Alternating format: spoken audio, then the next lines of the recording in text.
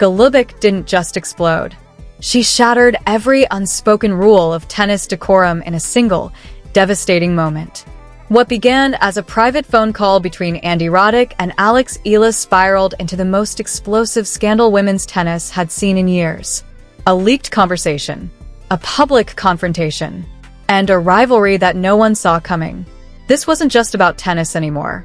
This was about respect, betrayal, and the dangerous line between mentorship and manipulation. No one was ready for what happened next. It all began quietly. Too quietly. For months, Viktorija Golubic and Eala had crossed paths on the WTA circuit. Their matches were intense. Their interactions polite, but cold. On the surface, they were simply two professionals competing at the highest level. But beneath that surface, tension was building. Golubic, the experienced Swiss tactician, had spent years grinding to hold her place in a sport that never waits. Every ranking point mattered. Every loss cut deeper than the last. She was fighting not just opponents, but time itself. Eala was the opposite. A rising Filipina star with fearless shot-making and growing global attention. She wasn't just winning matches, she was winning fans, sponsors, and the quiet respect of legends. Her ascent felt inevitable. She was the future, and Golubic was being gently, relentlessly pushed toward the past. Their first meeting of the season came at a mid-tier European tournament. Golubic won in straight sets, but no one remembered the scoreline. They remembered the tension. A disputed line call. A hard stare. A smirk after a crucial break. The handshake was brief. Almost hostile. People noticed. No one spoke. Over the next few months, their paths crossed again. Each match felt like chess played with clenched teeth. Golubic relied on experience and patience. Eala answered with power and audacity. They split wins, but the real battle wasn't happening on court. It lived in press rooms, in tone, in words disguised as compliments. "I respect players like Viktorija who've been around for so long," Eala said once.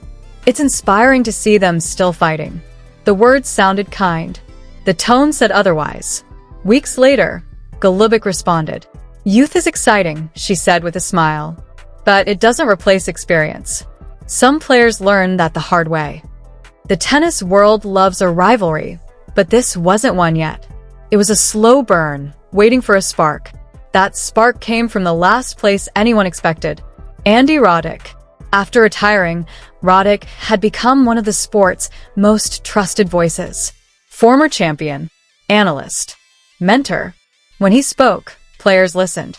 So when Eala reached out to him before a major tournament, it seemed harmless, routine, professional.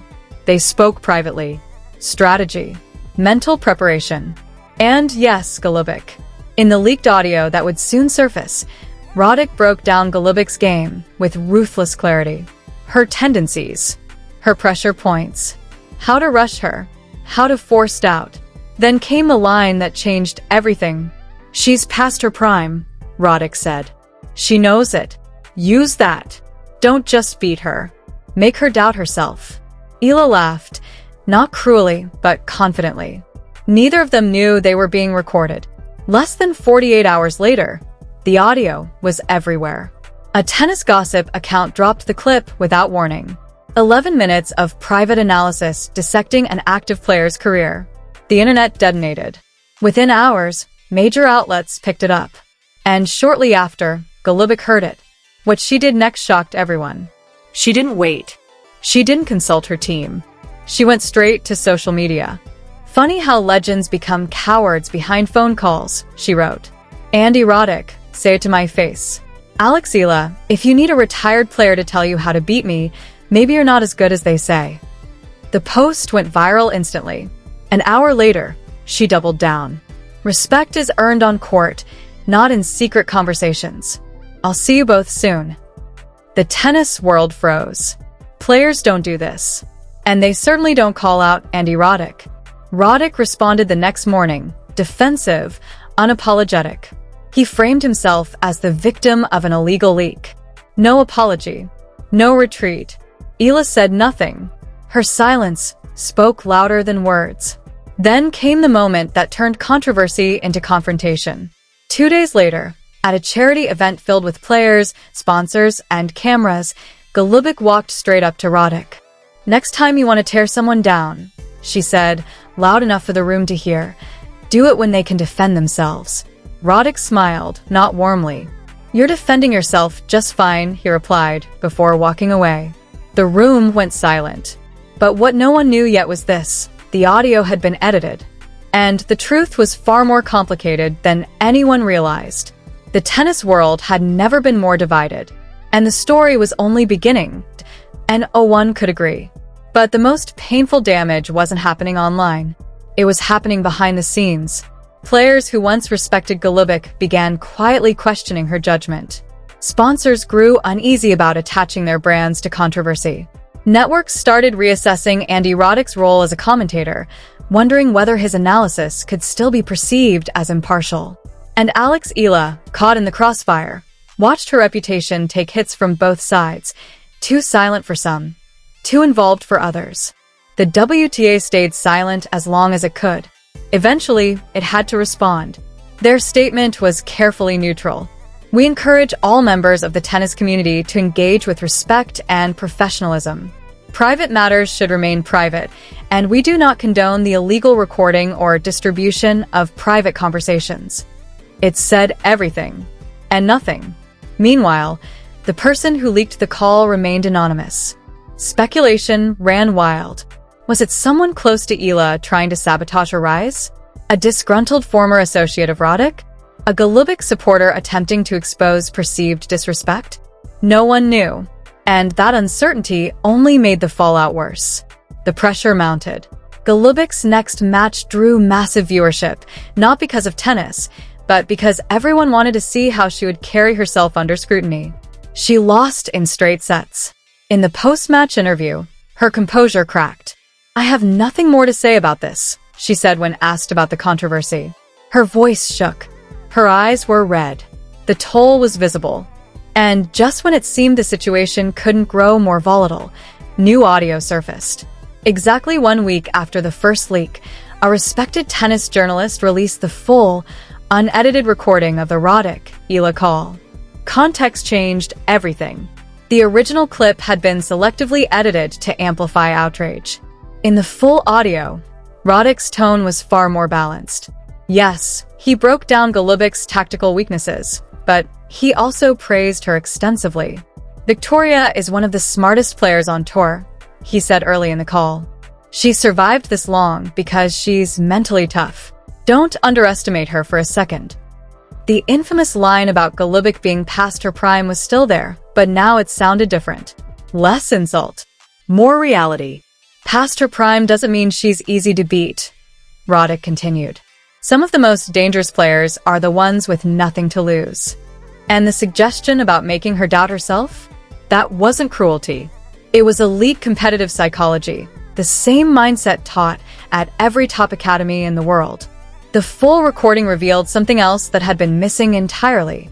Eala had asked how to handle the mental pressure of facing a veteran who might see her as a threat. "I don't want to be disrespectful," she said, "but I also don't want her experience to intimidate me."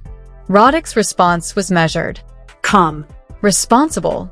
He encouraged confidence, without arrogance. When the full audio went public, the narrative shifted almost instantly. Roddick no longer looked like a villain. He looked like a mentor doing his job. Eala no longer looked manipulative. She looked like a young athlete seeking guidance. And Golubic now looked like someone who had reacted to incomplete information. Public sentiment turned sharply. She went nuclear over nothing. She should have waited for the facts. This is what happens when emotion overrides professionalism. Even some of her strongest supporters began to step back. Roddick didn't gloat. He released a single, understated statement. "I stand by everything I said in that call. Mentorship means honesty. I hope people understand that now." It was composed, and it made Golubic's earlier outburst look even more damaging by contrast. Eala finally broke her silence with a short video message. "I reached out to Andy because I respect him and wanted to learn. I never intended any disrespect toward Viktorija or anyone else. "I'm sorry this became so public and painful." Her sincerity was unmistakable. Public opinion swung decisively in her favor. But one question remained unanswered. Who leaked the edited audio, and why? That answer would expose the ugliest truth of all. It had nothing to do with tennis. After weeks of investigation, the truth emerged. The leak didn't come from a rival, an insider, or a disgruntled associate. It came from a freelance content creator who obtained the audio through a mutual contact and saw an opportunity to go viral. They edited the recording deliberately to maximize outrage. They didn't care about Golubic. They didn't care about Roddick or Eala. They cared about engagement. And it worked. When the creator was exposed, the backlash was swift. They were banned from covering WTA events. Social media accounts were suspended. Legal action was threatened, though nothing ultimately materialized. But the damage had already been done. 3 careers had been dragged through the mud for clicks. Golubic faced the hardest road forward. She issued a public apology, not to the leaker, but to Roddick and Eala. "I reacted emotionally to something I didn't fully understand. I let frustration and insecurity cloud my judgment. I'm sorry. It took courage." Some applauded her honesty. Others said it came too late. Roddick accepted the apology without hesitation. "We all make mistakes. I respect Viktorija for owning hers." He moved on. Eala was more reserved. "I appreciate her words," she said. "I hope we can both move forward." There was no warmth, but no hostility either. Just professionalism. In the months that followed, Golubic's ranking continued to slide, though she kept fighting. Eala's rise continued, slightly tempered by controversy. Roddick returned to commentary, reminded, like everyone else, that privacy no longer guarantees safety. The rivalry never truly ignited. They played once more that season. Eala won in 3 sets. The handshake lasted a fraction longer than usual. Maybe it meant something. Maybe it didn't. But the real legacy of this scandal wasn't about matches or rankings. It was about how quickly narratives spiral in the age of social media, how easily context is stripped away, how pride can erupt into spectacle, and how fragile respect truly is. Golubic exploded because she felt diminished. Roddick mentored because he believed in honesty. Eala sought guidance because she wanted to improve. None of them deserved what followed. The real villain wasn't on the court. It was the exploitation of outrage for attention. Tennis is built on respect, but respect is fragile. And once broken, it's never fully restored. This wasn't just a story about a leaked phone call. It was a story about vulnerability, power, and the brutal cost of life in the spotlight. Sometimes, the fiercest battles aren't fought with rackets. They're fought in the court of public opinion.